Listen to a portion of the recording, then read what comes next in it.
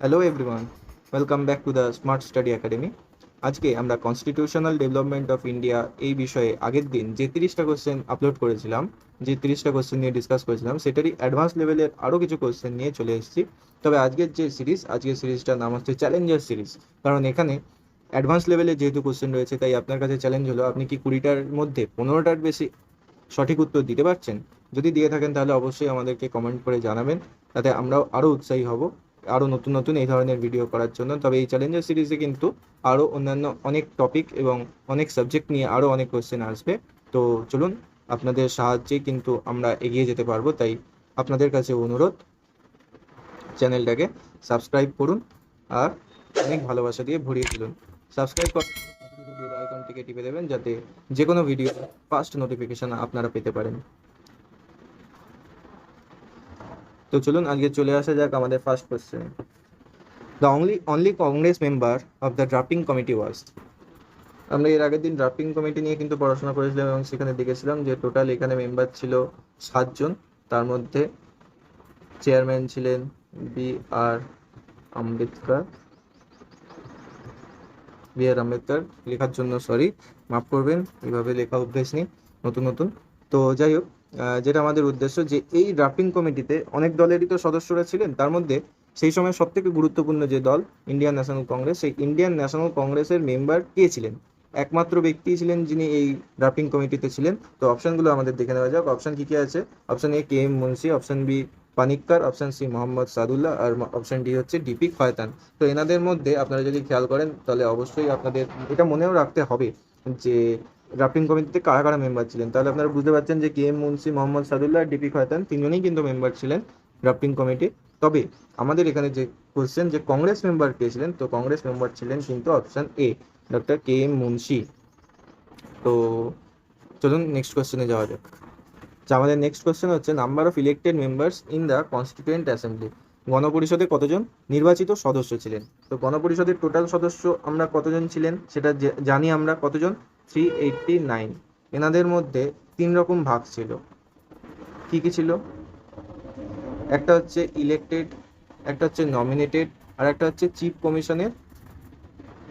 Commissioner থেকে representative. তো এই ইলেক্টেড মেম্বার কতজন ছিলেন আমরা জানি, 292। নমিনেটেড মেম্বার কতজন ছিলেন? 93। আর চিফ কমিশনার থেকে রিপ্রেজেন্টেটিভ কতজন ছিলেন? 4 জন, কারণ তখন চিফ কমিশনার ছিলই 4খানা। তো তাহলে আমরা এখানে টোটাল যোগ করলে টোটাল মেম্বারশিপটা পেয়ে যাচ্ছি। দেখুন, তিনটে যোগ করলে আমরা 389 পাবো। আর এখান থেকে কিন্তু আমরা অপশনের উত্তরটা পেয়ে গেছি যে ইলেক্টেড মেম্বার কতজন ছিলেন, অবভিয়াসলি 292। তো আমরা এখানে দেখতে পাচ্ছি option C is the correct answer. তো চলুন নেক্সট কোয়েশ্চেনে যাওয়া যাক। আচ্ছা, আমাদের নেক্সট কোয়েশ্চেনটা কি? The number of signatory for finally approving the constitution of India. তো আমাদের সংবিধানকে যখন অ্যাপ্রুভ করা হলো তখন মোট কতজন সই করেছিলেন, এটা হচ্ছে আমাদের কোশ্চেন। তো আমরা জানি যে কনস্টিটিউয়েন্ট অ্যাসেম্বলি তৈরি হওয়ার পর যখন পাকিস্তান আলাদা একটা দেশ তৈরি হবে এবং সেখানকার আলাদা করে আইন তৈরি হবে, এই ধরনের যখন চিন্তাভাবনা কথাবার্তা প্রতিষ্ঠিত হলো, তখন কিন্তু Muslim League constituent assembly of ইন্ডিয়াকে বয়কট করেছিলেন। এবং তার ফলে কিন্তু এই যে টোটাল মেম্বারশিপ আমরা এর আগের বারে দেখলাম 389 আগের কোশ্চেনটায়, সেটা কিন্তু কমে গিয়ে হয়ে গেছিল 299, 299 জন। এই 299 জনের মধ্যে ফাইনালি যেদিনকে আমাদের কনস্টিটিউশনকে অ্যাডপ্ট করা হলো, সেদিন কিন্তু উপস্থিত ছিলেন 284 জন। 284 ইজ দ্য নাম্বার। তো এই 284 জন কিন্তু সাইন করেছিলেন। তাহলে আমাদের এখান থেকে অপশন থেকে আমরা সহজেই এলিমিনেট করে দিয়ে উত্তরটা পেয়ে গেলাম যে অপশন বি হচ্ছে 284। এবং 389 একটা ইম্পর্টেন্ট নাম্বার, কারণ এটা টোটাল মেম্বারশিপ ছিল। 299টা আমাদের রিডিউস মেম্বারশিপ ছিল। আর 264 এই নাম্বারটা কিন্তু আপনাদের দেওয়া রয়েছে কনফিউজ করার জন্য। তো চলুন নেক্সট কোয়েশ্চেনে যাওয়া যাক। নেক্সট কোয়েশ্চেন হচ্ছে constitution was finally enforced on. কবে সংবিধান পুরোপুরিভাবে লাগু হয়েছিল? তো আমরা এর আগের দিন এটা নিয়ে ডিসকাস করেছিলাম, এই কোশ্চেনটা নিয়ে। তো সেদিনকে আমাদের যে টার্মটা ছিল কিন্তু কেম ইনটু ফোর্স, বা এনফোর্স, এই কথাগুলো কিন্তু একই। তাই যখনই এই কথাগুলো আসবে তখনই কিন্তু আমাদের খেয়াল করতে হবে যে উত্তরটা কিন্তু আজ 26শে নভেম্বর 1949 হবে না, কারণ এই দিন কি করা হয়েছিল, এই দিন অ্যাডপ্ট করা হয়েছিল আমাদের সংবিধানকে। তো চলুন দেখে নিই অপশন কি কি আছে। Option A 9th December 1946, option B 13th December 1946, option C 26 November 1949, আর অপশন ডি হচ্ছে 26 জানুয়ারি 1950। তো আমরা বুঝতেই পারছি যে আমাদের কারেক্ট অ্যান্সারটা হয়ে যাবে কিন্তু অপশন ডি 26 জানুয়ারি 1950। তবে এই যে বাকি দুটো অপশন, এই দুটো অপশনও কিন্তু গুরুত্বপূর্ণ, এ আর বি। 9th ডিসেম্বর 1946 এদিন কিন্তু প্রথম মিটিং হয়েছিল কার, কনস্টিটিউয়েন্ট অ্যাসেম্বলি। 13 ডিসেম্বর 1946-এ কিন্তু আর লেখার জায়গা নেই, আমি লিখছি না, আপনারা নোট করুন, অবশ্যই আপনারা খাতায় নোট করতে থাকবেন, তাহলে আপনাদের যে নোটটা সেই নোটটা কিন্তু আরো এনরিচ হবে। 13 ডিসেম্বর 1946-এ কিন্তু আমাদের পার্মানেন্ট প্রেসিডেন্ট, পার্মানেন্ট চেয়ারম্যান নিযুক্ত করা হয়েছিল কাকে, রাজেন্দ্র প্রসাদকে, আর ভাইস প্রেসিডেন্ট নিযুক্ত করা হয়েছিল এইচ সি মুখার্জিকে। এইটা গেল সেদিনকে। আর 26শে নভেম্বর 1949-এ কিন্তু আমরা কনস্টিটিউশনকে অ্যাডপ্ট করেছিলাম, যেটা আমাদের ইয়েতে পিএমএল এ লেখা আছে। চলুন নেক্সট কোয়েশ্চেনে যাওয়া যাক।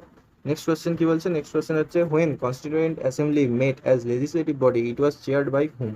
আমরা জানি ইন্ডিয়ান ইন্ডিপেন্ডেন্স অ্যাক্ট 1947 অনুযায়ী কিন্তু আমাদের এই যে কনস্টিটিউয়েন্ট অ্যাসেম্বলি বা গণপরিষদ, একে দুভাবে কাজ করতে হয়েছিল সেই সময়টা। একটা হচ্ছে একটা ভাগের দায়িত্ব ছিল আমাদের কনস্টিটিউশনকে তৈরি করা, আর আরেকটা ভাগের যে দায়িত্ব ছিল সেই দায়িত্বটা ছিল কিন্তু যে অর্ডিনারি ল ইমপ্লিমেন্ট করা, অর্ডিনারি ল এটাকে ইমপ্লিমেন্ট করা। তো আমাদের এখানে যেটা কোশ্চেন, যে লেজিসলেটিভ বডি হিসেবে যখন মিট করতো তখন কে চেয়ার করতো, তখন আমাদের কিন্তু উত্তরটা হয়ে যাবে option C GB মাভলঙ্কার।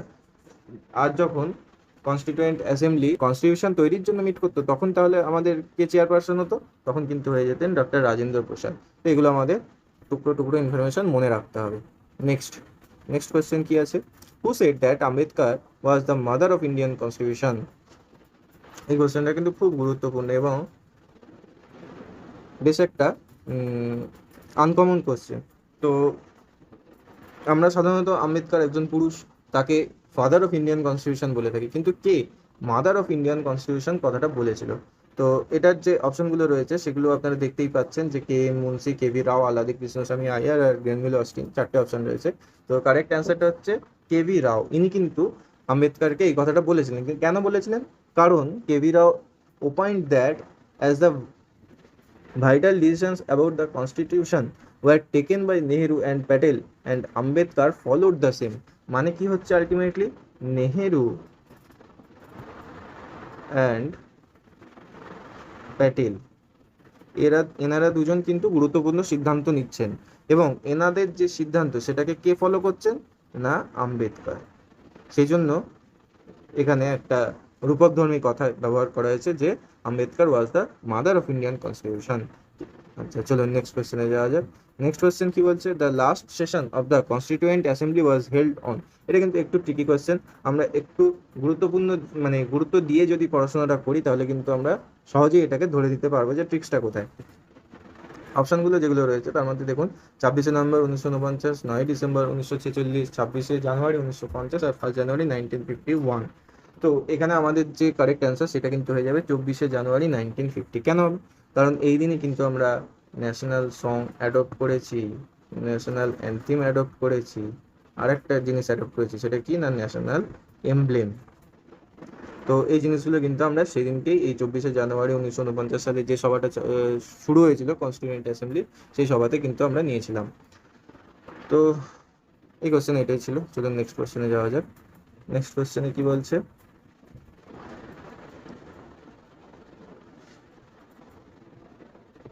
Next question বলছে constituent assembly took how many days to complete the constitution।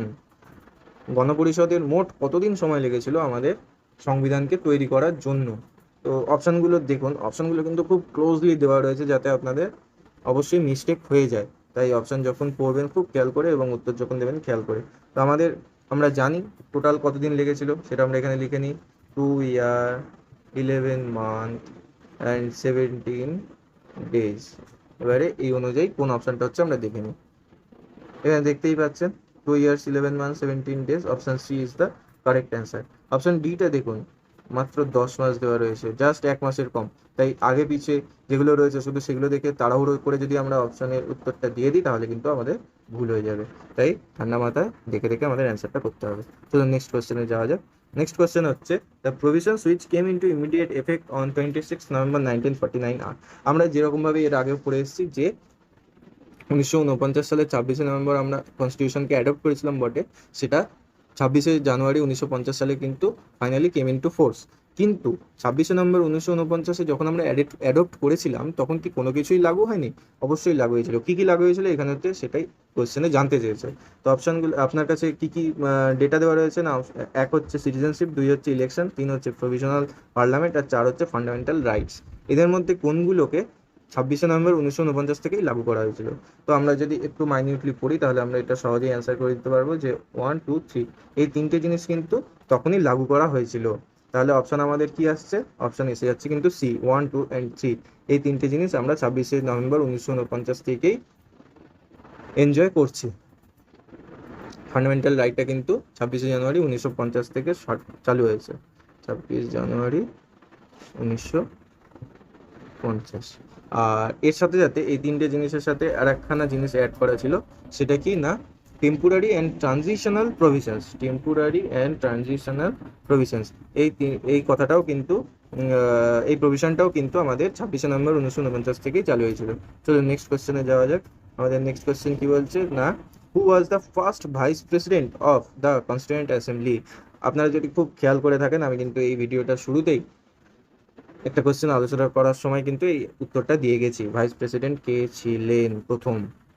তো অপশনগুলো আপনারা দেখতেই পাচ্ছেন, রাজেন্দ্র প্রসাদ, এইচ.সি. মুখার্জি, বি.এন. রাও, কে.এম. মুন্সি। চারজনই কিন্তু খুব ইম্পর্টেন্ট পার্সোনালিটি ছিল। আমাদের এখানে অপশনের উত্তরটা হয়ে যাবে কিন্তু option B, H C. Mukherjee will be the correct answer, কারণ উনি কিন্তু প্রথম ভাইস প্রেসিডেন্ট নিযুক্ত হয়েছিলেন। রাজেন্দ্র প্রসাদ কি হয়েছিলেন? ইনি হয়েছিলেন প্রেসিডেন্ট, আমাদের ফ্রি ইন্ডিয়ার প্রথম প্রেসিডেন্ট হয়েছিলেন। আবার কনস্টিটিউয়েন্ট অ্যাসেম্বলিরও পার্মানেন্ট প্রেসিডেন্টও কিন্তু রাজেন্দ্র প্রসাদই নিযুক্ত হয়েছিলেন। ইনি কোথাকার লোক ছিলেন না, ইনি বিহারের লোক ছিলেন। আচ্ছা, বি.এন. রাও, ইনি কিন্তু কি ছিলেন? Constitutional adviser.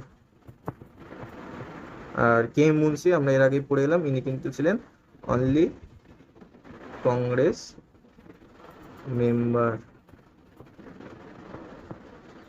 Of drafting committee. চলুন নেক্সট কোয়েশ্চেনে যাওয়া যাক। আমরা এখানে সব রকমই মোটামুটি পড়ে নিয়েছি। আমাদের নেক্সট কোয়েশ্চেন কি আছে? নেক্সট কোয়েশ্চেন হচ্ছে কনস্টিটিউয়েন্ট অ্যাসেম্বলি ওয়াজ এ।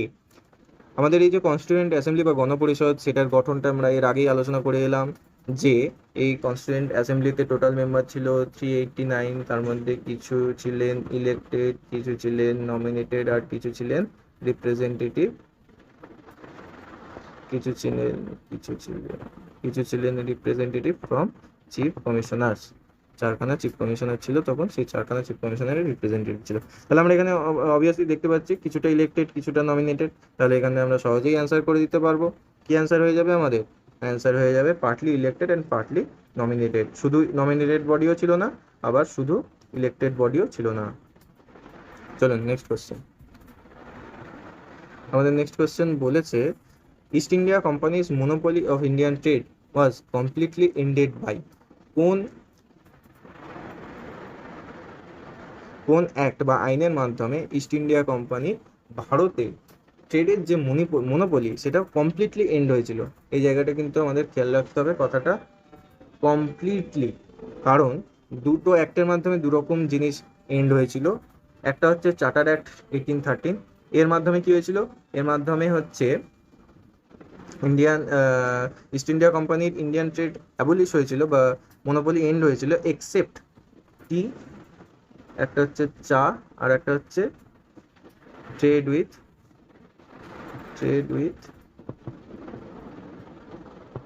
চায়না। এই দুটো কিন্তু তখনও রয়ে গেছিল ইস্ট ইন্ডিয়া কোম্পানির হাতে, কিন্তু চার্টার অ্যাক্ট অফ 1833-তে কিন্তু পুরো বিষয়টাকেই শেষ করে দেওয়া হলো। তো আমাদের এখানে অপশনের কারেক্ট উত্তরটা কি হয়ে যাবে না, Charter Act of 1833 would be the answer. চলো নেক্সট কোয়েশ্চেনে যাওয়া যাক। নেক্সট কোয়েশ্চেন কি বলছে আমাদের, secretary of state for India was a member of. আমরা জানি গভর্নমেন্ট গুড গভর্নমেন্ট অ্যাক্ট 1858, যে সময় থেকে আমাদের ভারতবর্ষীয় শাসনভার পুরোপুরি কিন্তু ইংল্যান্ডের ক্রাউন বা ইংল্যান্ডের কুইনের হাতে চলে গেল। সেই সময় থেকে আমাদের এখানে দুটো পোস্ট তৈরি হলো, একটা হচ্ছে ভাইসরয় আর একটা হচ্ছে সেক্রেটারি অফ স্টেট। ভাইসরয়ের আগের রূপটা কি ছিল? Governor general, governor general of India. সেখান থেকে কিন্তু এখন হয়ে গেছিল ভাইসরয়। আর একটা কি হয়েছিল? Secretary of state. তো এই সেক্রেটারি অফ স্টেট যিনি ছিলেন, ইনি কোথাকার মেম্বার ছিলেন, এটা আমাদের কোশ্চেন। তো কি কি অপশন আছে আমরা দেখতে পাচ্ছি। অপশনগুলোর মধ্যে আমাদের যেটা কারেক্ট অ্যান্সার হয়ে যাবে, সেটা কিন্তু আপনারা নিশ্চয়ই এতক্ষণে মনে মনে ভেবে ফেলেছিলেন, সেটা হচ্ছে option D, British cabinet. Secretary of state কিন্তু ছিলেন আমাদের ব্রিটিশ ক্যাবিনেটের মেম্বার। উনি কোর্ট অফ ডিরেক্টরেরও পার্ট ছিলেন না, ভাইসরয়েস এক্সিকিউটিভ কাউন্সিলেরও পার্ট ছিলেন না, আর দিল্লি লেজিসলেটিভ অ্যাসেম্বলিরও পার্ট ছিলেন না। চলো নেক্সট কোশ্চেন। নেক্সট কোশ্চেন কি বলছে? First secretary of state for India was. এটা একদম বুঝতেই পারছেন, ফ্যাকচুয়াল কোশ্চেন, আমাদের মনে রাখতে হবে। তো প্রথম কে সেক্রেটারি অফ স্টেট ছিলেন? না, option B, Lord Stanley Wood be the correct answer. আপনারা নিশ্চয়ই এতক্ষণে করে ফেলেছেন। তো বাকি যে সমস্ত অপশনগুলো রয়েছে সেগুলো আমরা আরেকবার ঝালাই করে নিই। পালমারস্টোন, ইনি কিন্তু ছিলেন তখন ব্রিটিশ পিএম ডিউরিং 1858। লর্ড মোরলে কিন্তু সেই 1909-এর যে মোরলে মিন্টো রিফর্মস অ্যাক্ট, সেই সময় সেক্রেটারি অফ স্টেট ছিলেন। আর লর্ড ক্যানিং আমরা জানি এই সময় ভাইসরয় ছিলেন, ভাইসরয় ছিলেন। চলো নেক্সট কোয়েশ্চেনে যাওয়া যাক। নেক্সট কোয়েশ্চেন কি বলছে? Along with Sardar Patel who was given charge two integrate India after independence. খুব একটা ভাইটাল কোয়েশ্চেন।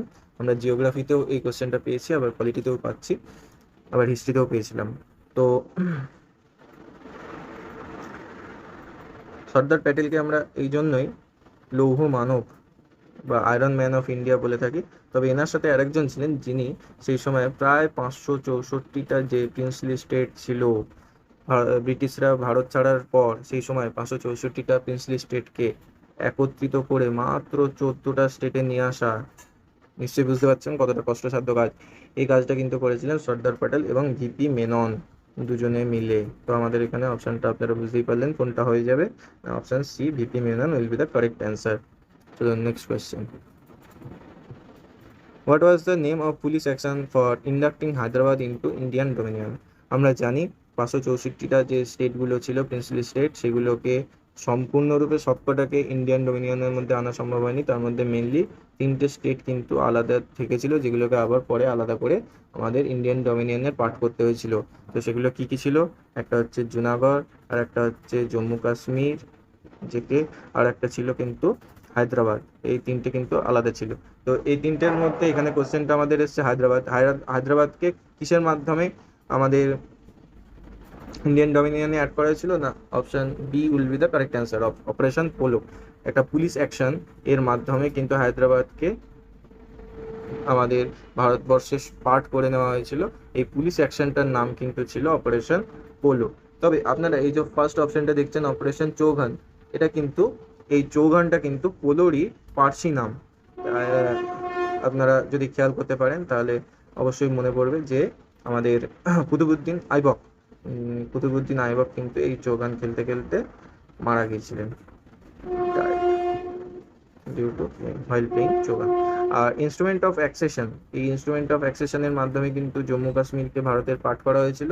আর প্লেবিসাইট, এই প্লেবিসাইটের মাধ্যমে কিন্তু জুনাগড়কে ভারতের পার্ট করা হয়েছিল। চলুন নেক্সট কোয়েশ্চেনে যাওয়া যাক। নেক্সট কোয়েশ্চেন কি বলছে? How many sessions were conducted by constituent assembly to form constitution of India? আমরা একটু আগেই দেখতে পেলাম মোট 2 বছর 11 মাস আর 17 দিন লেগেছিল আমাদের কনস্টিটিউয়েন্ট অ্যাসেম্বলির আমাদের কনস্টিটিউশন অফ ইন্ডিয়াকে তৈরি করার জন্য। তো এই বছর বা এই দিনে মোট কতগুলো সেশন হয়েছিল, এটা হচ্ছে আমাদের কোশ্চেন। তো এটার যে কারেক্ট অ্যান্সার সেটা কিন্তু হয়ে যাবে আমাদের অপশন বি, দ্যাট ইজ 11। 11খানা কিন্তু টোটাল সেশন হয়েছিল। এই কোশ্চেনটা ফ্যাকচুয়াল কোশ্চেন, মনে রাখতে হবে, খুব পরীক্ষায় আসে। আচ্ছা, আমাদের নেক্সট কোশ্চেন হচ্ছে original constitution of India was handwritten by. এগুলো কিন্তু ফ্যাকচুয়াল এবং এগুলো খুব ভাইটাল, খুব মাইনিউটলি আমাদের মনে রাখতে হবে। তো অ্যাকচুয়ালি আমাদের যে কনস্টিটিউশন অফ ইন্ডিয়া সেটা কিন্তু হাতে লেখা হয়েছিল, ইটালিক ফ্লোতে। এবং সেটা কে লিখেছিলেন? লিখেছিলেন আমাদের অপশন বি প্রেম বিহারী নারায়ণ রায়জাদা। ইনি কিন্তু হাতে করে ইটালিক ফ্লোতে আমাদের ইন্ডিয়ান কনস্টিটিউশনকে লিখেছিলেন। এছাড়াও এই যে নন্দলাল বোস দেখতে পাচ্ছেন, ইনি কিন্তু ডেকোরেটিং এর কাজে ছিলেন, কনস্টিটিউশনের প্রত্যেকটা পেজকে ডেকোরেট করা। আর দীননাথ ভার্গব, ইনি কিন্তু ন্যাশনাল এমব্লেম ড্র করেছিলেন, স্কেচ করেছিলেন ইনি। আর গ্র্যানভিল অস্টিন আপনারা বুঝতেই পারছেন, এটা একটা এদের সঙ্গে মানায় না নামটা, কারণ ইনি ছিলেন একজন হিস্টোরিয়ান, খুব ফেমাস হিস্টোরিয়ান এবং খুব ইম্পর্টেন্ট হিস্টোরিয়ান, এবং কনস্টিটিউয়েন্ট অ্যাসেম্বলি বা আমাদের কনস্টিটিউশন নিয়ে অনেক রকম ক্রিটিক্যাল অ্যাপ্রোচ এনার কিন্তু ছিল। আমরা হয়তো এরপরেই সেই কোশ্চেনগুলো পাবো। তো এগুলো আমাদের মনে রাখতে হবে। নন্দলাল বোসের সম্বন্ধে যে টার্মটা মনে রাখতে হবে আমাদের, সেটা হচ্ছে ইলাস্ট্রেট করেছিলেন। চলুন নেক্সট কোশ্চেন কি বলছে। নেক্সট কোশ্চেন হচ্ছে constituent assembly adopted the national flag on. আমাদের গণপরিষদ কবে জাতীয় পতাকাকে অ্যাডপ্ট বা গ্রহণ করেছিল? তো আপনারা খুব সহজেই অ্যান্সারটা দিয়ে দিতে পারবেন, আমার বিশ্বাস, কারণ 1950 হবে না, আমাদের 1947 সালের 15ই আগস্ট কিন্তু আমরা ন্যাশনাল ফ্ল্যাগকে তুলে ধরেছিলাম। সেদিন হবে না, নিশ্চয়ই তার আগেই করেছিলাম। তো আমাদের কারেক্ট অ্যান্সারটা কিন্তু এখানে হয়ে যাবে 22 জুলাই 1947। এখানে গোলানোর জন্য আপনাদের 22 23 দুটো অপশন পাশাপাশি রয়েছে। তো আমাদের কিন্তু এটা মাথায় রাখতে হবে যে 22 জুলাই 1947 সালে আমরা ন্যাশনাল ফ্ল্যাগ অ্যাডপ্ট করেছিলাম। এর আগেও যেরকম বলেছি, আমরা কিন্তু ন্যাশনাল সং, ন্যাশনাল এনথিম আর ন্যাশনাল এমব্লেম, এই তিনটেকে কবে নিয়েছি? 26 জানুয়ারি 1950। চলো নেক্সট কোশ্চেন, এটাই আমাদের আজকে last question. Who said the constituent assembly was Congress and the Congress was India? এই যে একটু আগেই যে কথাটা বলছিলাম, যে অনেক রকম ক্রিটিক্যাল অ্যাপ্রোচ বা কমেন্ট কিন্তু অনেকে করেছেন আমাদের কনস্টিটিউশনকে নিয়ে এবং কনস্টিটিউয়েন্ট অ্যাসেম্বলিকে নিয়ে, সেগুলো ইন্ডিভিজুয়ালি প্রত্যেকটা ইম্পর্টেন্ট ব্যক্তির কমেন্টগুলো আমাদের মনে রাখতে হবে। তারই মধ্যে একটা ইম্পর্টেন্ট কমেন্ট হলো কনস্টিটিউয়েন্ট অ্যাসেম্বলি ওয়াজ কংগ্রেস, অর্থাৎ গণপরিষদ হলো কংগ্রেস এবং দ্য কংগ্রেস ওয়াজ ইন্ডিয়া, এবং কংগ্রেসই হলো ভারতবর্ষ। তার মানে একটা মেজরিটি পার্টি এবং সেটাই সব কিছুকে যে চালনা করছে, সেটা কিন্তু এখানে ক্রিটিক্যালি বলা হয়েছে। অর্থাৎ কিনা আমাদের ডেমোক্রেসি, সেই ডেমোক্রেসি কতটা কার্যকরী, সেটার ফ্যালাসি কতটা রয়েছে, সেটাকে নিয়ে কিন্তু উনি অ্যাপ্রোচটা রেখেছিলেন এই কমেন্টের মাধ্যমে। তো যাই হোক, আমাদের এই কমেন্টটা কে করেছিলেন সেটা আমাদের সঠিক উত্তরটা কি হয়ে যাবে না, A Granville Austin will be the correct answer. তো আজকে এতখানি ছিল, আমাদের 20টা কোশ্চেন শেষ। আপনাদের কাছে একান্ত আমাদের অনুরোধ, ভিডিওটা যদি ভালো লেগে থাকে অবশ্যই লাইক করবেন, আর নিজের বন্ধু এবং যারা যারা কম্পিটিটিভ লেভেলের পরীক্ষার জন্য প্রস্তুতি নিচ্ছেন তাদের সঙ্গে শেয়ার করুন। আমাদের সাবস্ক্রাইবার যত বাড়বে তত কিন্তু আমরা আরও নতুন নতুন ভিডিও নিয়ে আসতে পারবো। তাই আপনাদের কাছে আমাদের অনুরোধ, যতটা পারবেন ভিডিওটা ভালো লাগলে লাইক করুন, আর যতটা সম্ভব শেয়ার করতে থাকুন। আর ভিডিও শুরুতে যে কথাটা আপনাদের বলেছিলাম, যে আপনারা যতটা স্কোর করতে পারছেন সেটা কিন্তু আমাদের কমেন্ট করুন, অবশ্যই আজকে এই ভিডিওটা কমেন্ট করুন। তো চলুন, থ্যাংক ইউ, আজকে এতখানি ছিল। আবার পরের দিন নতুন একটা টপিক নিয়ে আমরা চলে আসবো। আদিওস।